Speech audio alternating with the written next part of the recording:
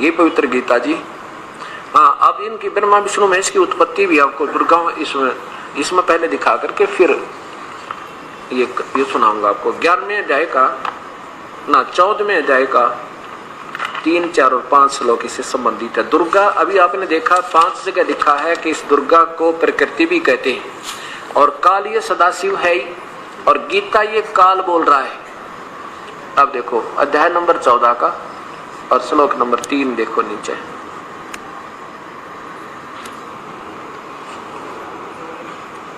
इसमें लिखा है कि हे अर्जुन, मेरी महत ब्रह्म रूप मूल प्रकृति संपूर्ण भूतों यानी प्राणियों की अर्थात योनि अर्थात गर्भाधान स्थान, और मैं काल उस योनि में चेतन समुदाय गर्भ को स्थापन करता हूँ। जड़ उसके संयोग से सब प्राणियों की उत्पत्ति होती है। और चौथा देखो,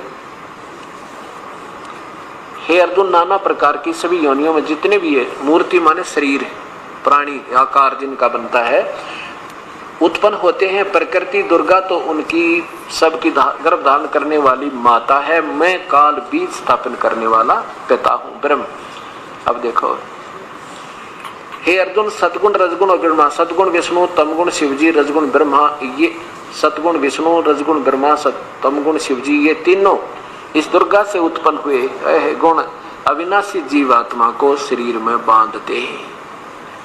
अब ये क्योंकि ये गीता जो है चारों वेदों का सार है और इसमें संकेत ज्यादा है। इसको इन संकेतों को वही समझ सकता है जिसको सभी शास्त्रों का उस प्रभु की रजा से ज्ञान हो गया और कोई नहीं समझ सकता। अब ये 5 श्लोक आपकी समझ में आएंगे कि ब्रह्मा रजगुण है, विष्णु तमगुण है ना सतगुण है, और शिव जी तमगुण है। और गीता में ये भगवान ब्रह्म बोल रहा है कि जो नादान लोग इन तीनों की भक्ति करते हैं वो तो शीघ्र ही जन्म और मृत्यु में और इस संसारिक सुखों का क्षणिक सुखों को पाकर यही छोड़ छाड़ कर 84 लाख में भरमते रहते हैं।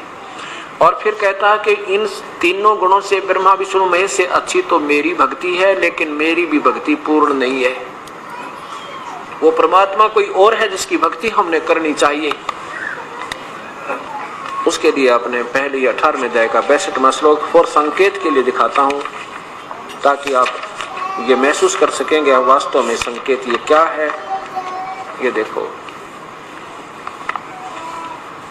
ये गीता अध्याय नंबर 18 का श्लोक नंबर 62 देखो। काल बोल रहा है, गीता बोलने वाला भगवान कह रहा है, अर्जुन तो सर्वभाव से हे भारत सब प्रकार से यानी सर्वभावेन सब प्रकार से उस परमेश्वर की शरण में जा जो तीसरे नंबर का पूर्ण ब्रह्म है। उस परमात्मा की ही कृपा से तू परम शांति को और सनातन परम धाम को प्राप्त होगा। शाश्वत स्थान माने सतलोक, सनातन सदा रहने वाला अमर जिसका कभी विनाश ना हो। धाम को चाहे लोक कहो, सत धाम कहो, चाहे सनातन परम धाम कहो, चाहे सतलोक कहो, चाहे सचखंड कहो, कि वहां चला जाएगा। फिर तू वहां कैसे जाएगा? वो उस संत ने ढूंढ ले जो इस मार्ग का सही जानने वाला हो। अब यहाँ प्रश्न आएगा आपका 7वां अध्याय का श्लोक नंबर 13 देखिए 12। ये काल कहता है कि और भी जो सतगुण से उत्पन्न होने वाले भाव हैं, यानी सतगुण विष्णु से सखीथी हो रही है, एक दूसरे के मोह ममता बनाकर यहाँ हमें रोके रखते हैं, और रजगुण से जीवों की उत्पत्ति विषय वासना पैदा करके हमारे से संतान उत्पत्ति करवाई जाती है, रजोगुण से हम करते हैं, और तमोगुण ये शंकर के द्वारा जो संहार हो रहा है। इन तीनों का जो कुछ भी हो रहा है कहते मेरे से जान, क्योंकि काल ने श्राप लगा है उसके कारण ये तीनों पुत्रों से व्यवस्था करवा रहा है। होने वाले हैं उन सब को तू ऐसा जान, मुझसे होने वाले ऐसा जान, परंतु मैं उनमें और वे मुझ में नहीं है। क्योंकि ये पैदा करके इन तीनों को न्यारे छोड़ देता है और स्वयं अलग चला जाता है, 21वें ब्रह्मांड में जाकर विराजमान हो जाता है। अब 13वें में देखो, अब गुणों के कार्य रूप सात्विक, राजस और तामस इन तीनों प्रकार के भावों से सारा संसार भावित प्राणी समुदाय मोहित हो रहा है, यानी तीनों भगवानों की पूजा में लीन रहता है। इससे ऊपर मुझे नहीं जानता।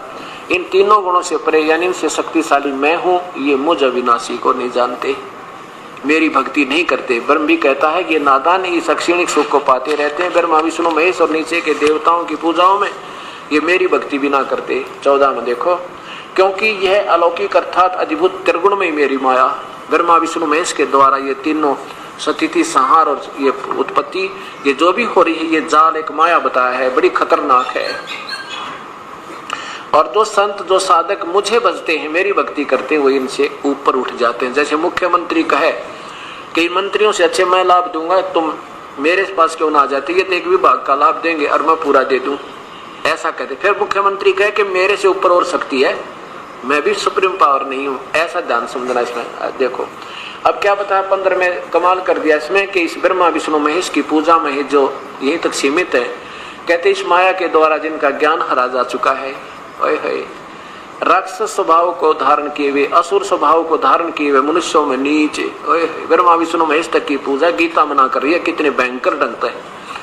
आगे देखो, मनुष्यों में नीच और बुरे कर्म है भक्ति के, ये दुष्कर्तिन बुरे कर्म दूषित कर्म करने वाले मूर्ख मुझे नहीं बजते अर्जुन, ओए मेरी भक्ति भी ना करते नादान, ये यहीं तक ब्रह्मा विष्णु महेश और नीचे के भूत प्रेत देवी देवताओं तक सीमित रहते। अब देखो ये समझना होगा इस शास्त्र को, अगर लाभ उठाना है तो हमने बहुत जोर देना पड़ेगा थोड़ा सा दिमाग पे कि हम कहाँ खड़े हैं और भक्ति क्या कर रहे हैं, हमने करनी क्या चाहिए थी।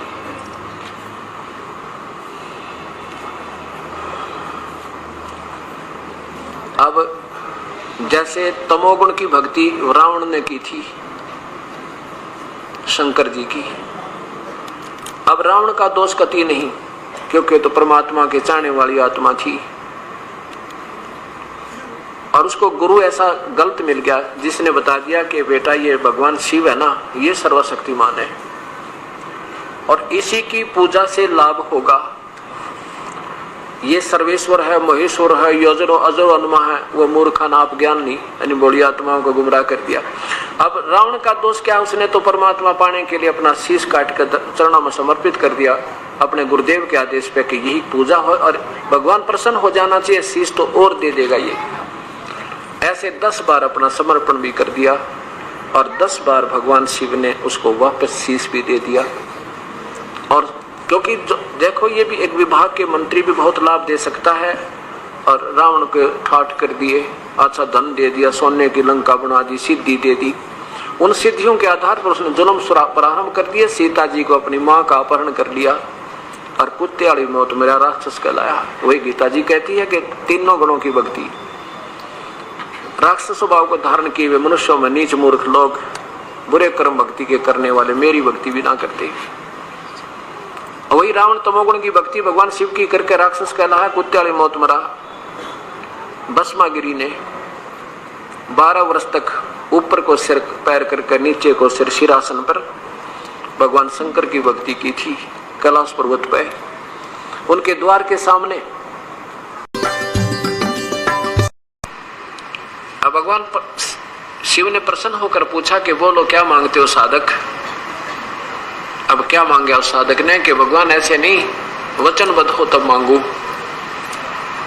भगवान दयालु हैं, ये ब्रह्मा विष्णु महेश, कहा मांग ले भाई जो मांगता है, वचनबद्ध हुआ। अब क्या मांगा उस दुष्ट आत्मा ने कि भस्म कड़ा दे दे भगवान, भस्म कड़ा दे दो। अब भगवान ने सोचा भी चलो ठीक है, साधु आत्मा जंगल में रहता, अपनी सुरक्षा के लिए मांग रहा होगा, ले भाई ये भी ले ले तू।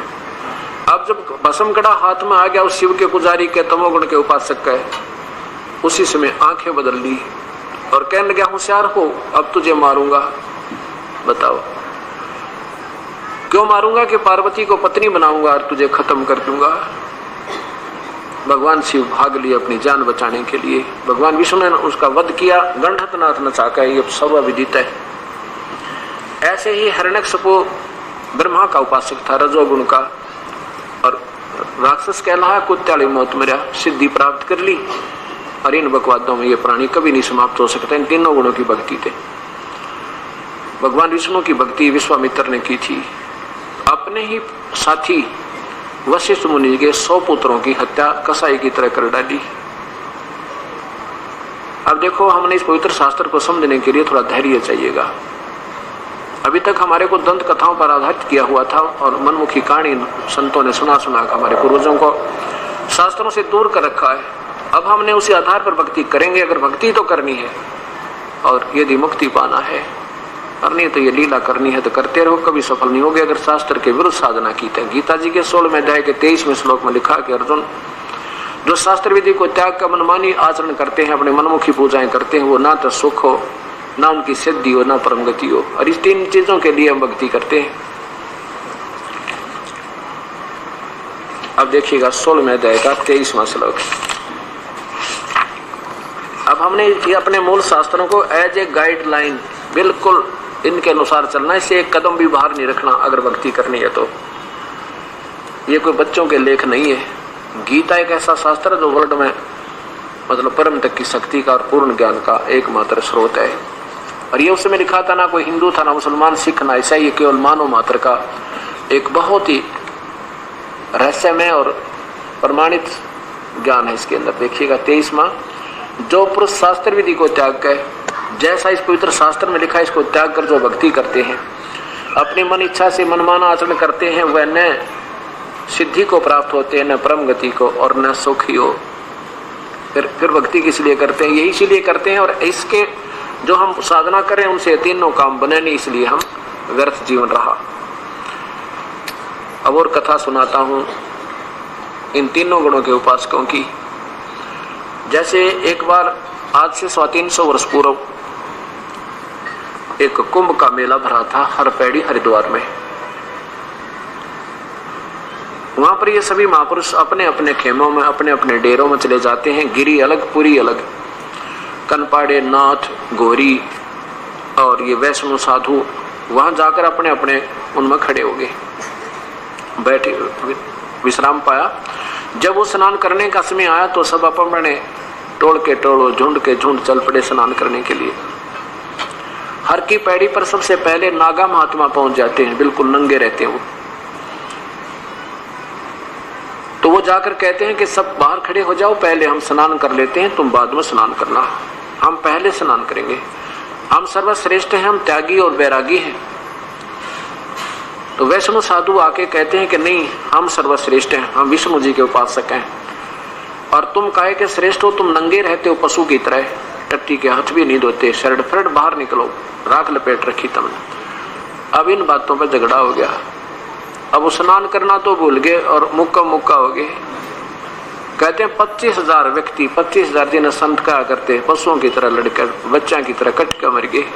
25,000 तीर का निकाल रहे, तलवार और कत्लेआम कर दिया। भगवान से भी डर नहीं कि हर की पैड़ी कहें, उसकी छाती सीने पर बैठ कर लड़ाई करें। तो क्या बताते हैं? तीर तुपक तलवार कटारी जमदड़ जोर बदावे हैं, हर पैड़ी हर हेत न जाने वहां जाते एक जलावे हैं। और काटे शीश नहीं दिल करुणा जग में साध कमावे हैं, और जो जन इनका उपदेश ले ले उनको भी नरक पहुंचावे हैं। हे प्रभु, इन ब्रह्मा विष्णु महेश तक को महेश्वर सर्वेश्वर मृत्युंजय बताने वाले महापुरुषों से जिन उपदेश ले रखा वो सोच लेना, ये कहाँ ले जाएंगे आपको। अब ये गीता जी का ज्ञान आपके समक्ष है। बोलो सतगुरुदेव की जय, सतगुरुदेव की जय।